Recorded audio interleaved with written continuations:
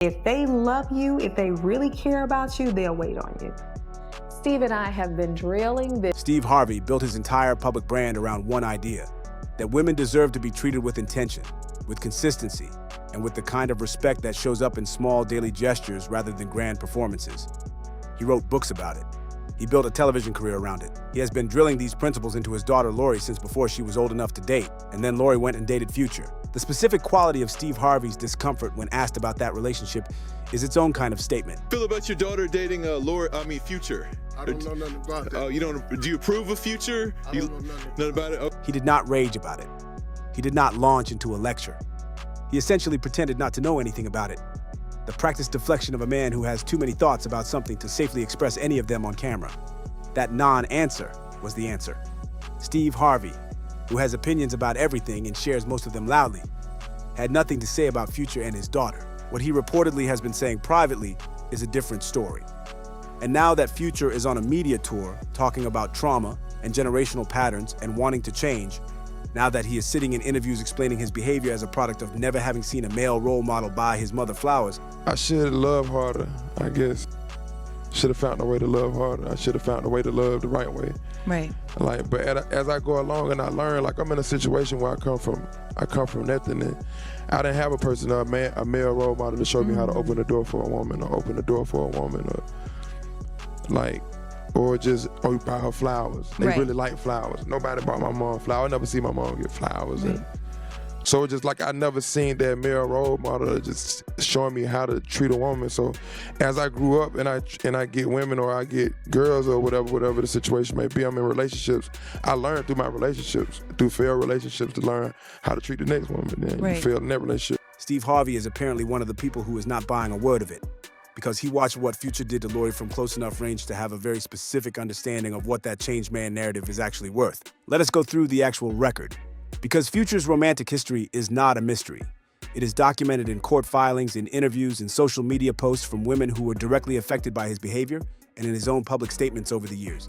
And that record makes the generational trauma explanation look not like a revelation, but like a reframe. I gotta be real careful, because Lori, boy, she be in my... I can't make no mistakes. I can't make sense. I saw one of her exes somewhere at a game somewhere, and I shook his hand. Boy, I can't even touch his no more. I better not acknowledge him or look at him or nothing no more. So I'm off limits. If you are ex, your is my ex too. That's the rule. The rule in our house is any boy that's an ex, he's now my ex too. I must hate him like we was dating. It's been hard, man, because her life has had to be played out in. Future has 9 publicly known children by multiple women. He has acknowledged in interviews that there may be at least one more whose mother has chosen to stay out of the public eye. The known mothers include Eliza, Jessica Smith, Brittany Mello, India, Jay, Sierra, Joey Chavis, Cindy Parker, and Layla's mother. That list represents not just a large number of children, but a large number of relationships that each ended in some form of documented conflict. Eliza's situation is perhaps the most disturbing in the record because of how specifically and thoroughly it was documented. She and Future were in a relationship for approximately 2 years before their daughter was born. When the daughter arrived, Future refused to acknowledge the child as his and declined to take a DNA test to establish paternity until a judge ordered him to. Miami Police, how can I help you? Yes, I need an officer to pull up to submit a report against her, please. What's the address? Okay, so, and what's going on, ma'am? So, pretty much, I have an ex who is me, and he literally is harassing me on social media. My lawyer told me to call the police to document it, just because we're going to be in a lawsuit as well from all the situation. So, when did this happen? It's been happening the past 3 days. So, what you're going to... In the lawsuit, she described a man who made her life a living hell, who systematically worked to paint her as someone who slept around with various men to get pregnant for financial gain. The allegations in her filing went beyond character attacks. She claimed he had made threats serious enough during her pregnancy that she had reported them to the police. Threats she described as attempts to coerce her into ending the pregnancy. Future responded by filing and eventually dropping a defamation countersuit in which he accused Eliza of sharing intimate information from their private relationship for clout and extortion. The countersuit included specific allegations about what Eliza had said publicly and how those statements were damaging his brand and causing him emotional distress. The framing of his countersuit centering his brand damage and his emotional distress while he was simultaneously fighting to not acknowledge his own child, tells you something about where his priorities were during that period. How is it easy to just have all the baby mamas just get along? Man, just put the kids first, you know what I'm saying? Absolutely. If you're a good father, I mean, Yeah. any Like, level-headed far as my woman. kids' mom, I put my kids first, like, and my relationship become first also, so we just control everything going around us. Around the same time Eliza was navigating this, Cindy, another baby mother, filed her own lawsuit accusing Future of failing to take care of their son. Eliza and Cindy eventually joined forces to conduct a DNA test and posted the results on Instagram. The document showed a 99.9% probability that their children were half-siblings, effectively forcing Future to accept responsibility for both. Cindy said publicly that Future had offered her hush money to stop talking about him and that she refused, saying she wanted her son to one day be proud that she had fought for him. Sierra filed a $15 million defamation lawsuit in 2016, alleging that his public comments were destroying her reputation and affecting her professional deals. They settled for joint custody in 2017, but the tension never fully resolved. Future has continued making petty public comments about Sierra and Russell Wilson in the years since, which represents either a man who genuinely cannot let go or a man performing a version of himself for public consumption that requires a specific kind of antagonism to maintain. You got so many women in your life. I mean, no disrespect, but I'm saying like a few baby mothers, and now you got CC. Yeah, exactly. You are an amazing man, because I don't know how you keep them all friendly. Man, you gotta be a nice guy, you feel me? Brittany has had ongoing legal confrontations with Future over their son Prince, including a 2023 court order increasing his monthly support payments and a more recent filing in which she accused him of failing to comply with a court order about a life insurance policy and asked for him to be held in contempt. She alleged in that filing that he had repeatedly failed to show up for his scheduled parenting time and that she had been bearing the costs of their son's care and the gaps his absence created. Gorgeous Doll, a woman who claimed to have been in a 5-year relationship with Future, went to social media with allegations that included walking in on Future being intimate with multiple women in a hotel room and that he had threatened to have her TikTok account deleted to prevent her from sharing their history. She was on a recorded call to Miami police documenting harassment allegations while citing an upcoming lawsuit. Then there is Lori. Future and Lori Harvey's relationship existed in a different register than his relationships with the mothers of his children.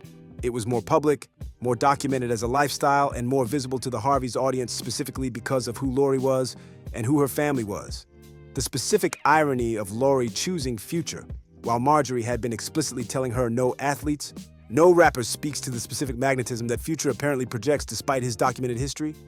Marjorie's rule, delivered with the maternal authority of someone who understood the terrain of a young woman in proximity to entertainment industry men, was not arbitrary.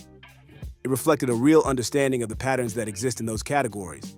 The problem with rules like that is that they address categories rather than specific people, and the specific person in front of you never feels like the category you have been warned about. Steve's deflection when asked about the relationship, the "I don't know nothing about that" energy, the conspicuous absence of an opinion from a man with opinions about everything, was the response of a father who understood that he could not say what he actually thought about this situation in public without it becoming its own news cycle, and who chose strategic silence over a candor that would have made things worse. But the silence had a texture. It was the silence of disapproval rather than ignorance. After they broke up, Future dissed Lori in a song. The specific choice to put her on a track rather than simply move on, to use music as the vehicle for whatever he was feeling about the end of the relationship, is consistent with how he has processed most of his romantic endings.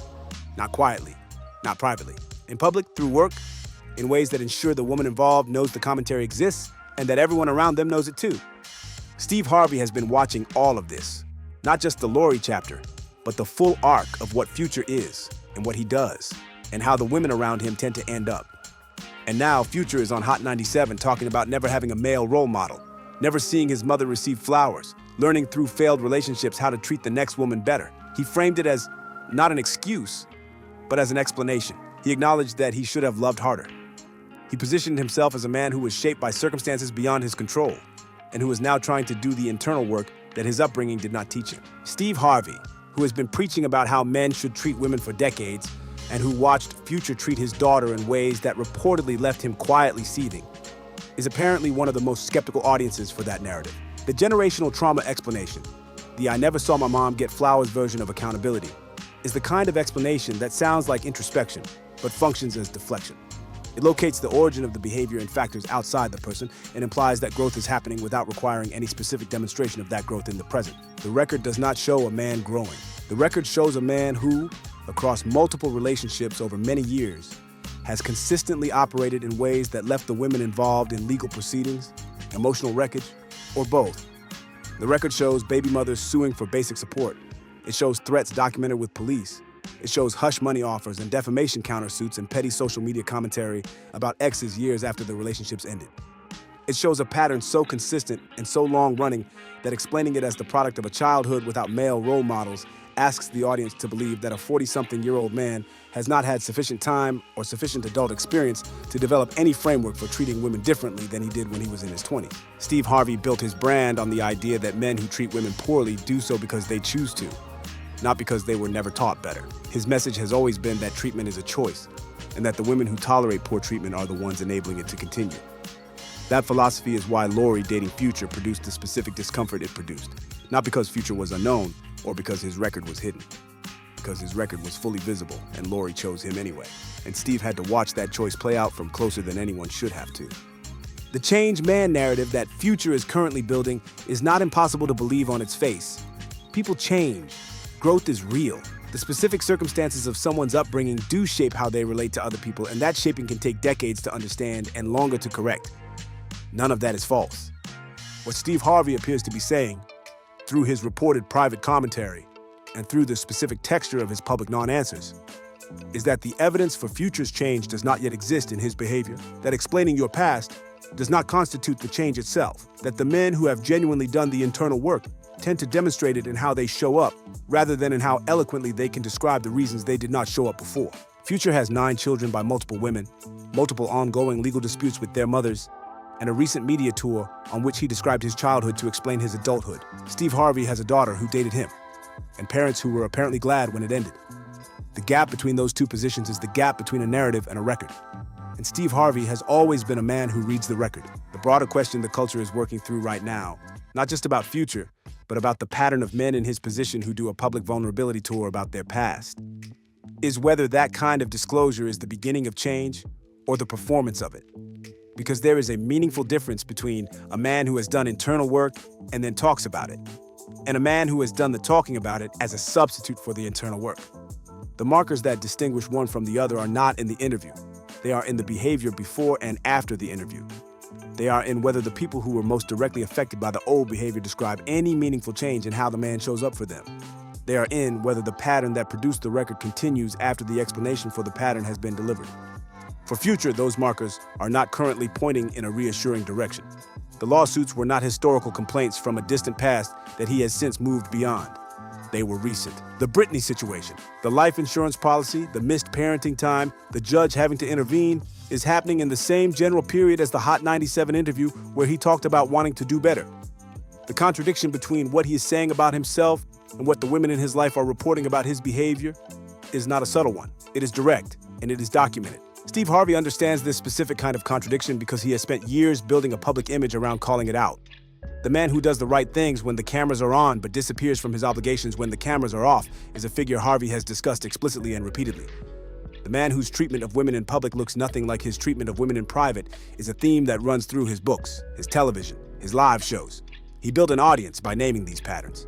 And then he watched one of the men who embodies these patterns date his daughter. That experience, watching the abstract pattern you have been describing to audiences become concrete and personal. Watching the man you have been warning women about operate inside your own family, would sharpen anyone's skepticism about a changed man narrative. It is one thing to theoretically understand that men like this exist. It is another to have personally witnessed what it looks like from the inside. Marjorie's no athletes, no rappers rule was not arbitrary, and it was not naive. It was the distilled wisdom of a woman who had seen enough of how certain categories of men operate in their romantic lives to conclude that the risk-reward calculation was not favorable regardless of the individual. Rules like that are crude instruments.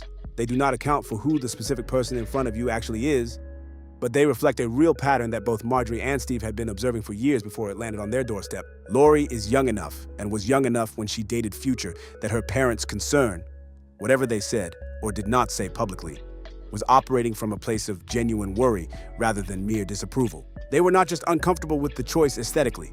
They understood what the documented history of a man like Future tends to produce for the women closest to him. They had watched it happen to other women, and they were watching it unfold for their daughter. The diss track Future put out after they broke up was the final confirmation of everything Steve and Marjorie had apparently seen coming, because it was not just the content of what he said, it was the choice to say it at all. The decision to put a record out about a woman you were with, rather than simply moving forward, is a decision that tells you where the person's emotional center is. It says that the relationship was, at some level, about performance, and about his own position within it, rather than about genuine connection. Men who genuinely cared about someone they were with do not tend to reach for music as the vehicle for managing the end of that caring. They process it privately. Future processed it on wax. Steve Harvey saw that. He saw all of it. And the specific quality of his non-answer when asked about the relationship, the I don't know nothing about that, the practiced deflection of a man with strong feelings he has chosen not to express, was the response of someone who understood exactly what was happening, but calculated that saying so publicly would produce more drama than silence. The drama is happening anyway. Future is on television talking about his childhood. Steve Harvey is apparently talking privately about what he witnessed. And the women who have been in Future's life are continuing to document in court what life in his orbit has actually looked like, regardless of what he says in interviews about wanting to love harder. The changed man story requires the audience to look at the explanation and weigh it against the evidence. Steve Harvey has been telling audiences for years that they should look at the evidence rather than the explanation. He is applying his own teaching to a situation that is personal enough to make it feel different, but not different enough to change the conclusion. Future says he should have loved harder. The women in his life say he has consistently not loved at all in the ways that matter. The showing up, the acknowledging, the following through on the basic commitments that parenting and partnership require. That gap between the sentiment and the behavior is not resolved by describing the childhood circumstances that produced it. It is resolved by closing the gap. And the court filings suggest the gap is not yet closed. What makes Steve Harvey's position in this conversation particularly interesting is that he is not an outside observer with no personal stake. He is a man who, by his own admission in various public contexts, has had his own complicated history with how he treated people earlier in his life. He has talked about the failures of his earlier marriages. He has spoken about the ways he fell short as a father and as a husband in his younger years. He has used that history as the raw material for the message he now delivers to audiences, the message that men can and must do better. That personal history is what gives him credibility when he talks about these patterns. He is not preaching from a position of never having been the problem. He is speaking from the position of someone who understands how men like Future operate because he has done the work of examining his own earlier behavior. And what that examination apparently taught him is that the explanation for poor behavior and the change in behavior are two completely different things. That understanding why you hurt people does not constitute the stopping of hurting them. Future's interview explains. It does not demonstrate. Steve Harvey apparently understands the difference in a way that some of Future's audience does not. The Lori chapter matters specifically because of the proximity. Because Steve Harvey was not watching Future from a distance as one of the many men he talks about in his shows and books. He was watching him date his daughter. He was in rooms with him. He was receiving the information that comes from proximity. Not the curated public version of who Future presents to the world, but the actual version that people who are close to him experience. And whatever he saw in that proximity, whatever the specific texture of what Future's treatment of Lori looked like from inside the Harvey household, produced a level of skepticism about the changed man narrative that Steve Harvey has not been willing to fully articulate publicly, but that is apparently very much present and very much informing how he has responded to Future's recent media tour. Lori has moved on. She is in a different chapter now, navigating her own set of complicated circumstances that have nothing to do with Future. The diss track is old news. The relationship is over. But Steve Harvey is still holding the experience of it, still measuring what Future says now against what Future did then, and still arriving at the same conclusion that he arrived at when Marjorie gave Lori the no athletes, no rappers speech, and then watched her walk right into the exception they had been trying to protect her from. Some lessons have to be learned from the inside. Steve Harvey apparently learned that one watching his daughter learn it. And the specific quality of his silence when asked about it still says more than most people's answers do. So here is what this story is. Future is on a media tour explaining his behavior through the lens of generational trauma and the absence of male role models. Steve Harvey, who witnessed the Future chapter of Lori's life up close and who has built his entire brand around how women should be treated, is reportedly not convinced. The documented record, the lawsuits, the DNA tests, the hush money, the threats, the diss tracks, give Steve Harvey specific material to work with rather than just a general feeling. And the changed man explanation, however sincere, has to be measured against that record rather than evaluated in isolation. Do you think Future's generational trauma explanation is a genuine reckoning with his past? Or does the length and consistency of his pattern across too many women over too many years make the explanation insufficient regardless of its sincerity? And does Steve Harvey's skepticism carry more weight because of what he personally witnessed with Lori? Or is he just a father who was never going to like whoever his daughter dated? Drop everything in the comments. Hit that like and subscribe, because Future's media tour is still running, and Steve Harvey's silence tends to speak louder than most people's words.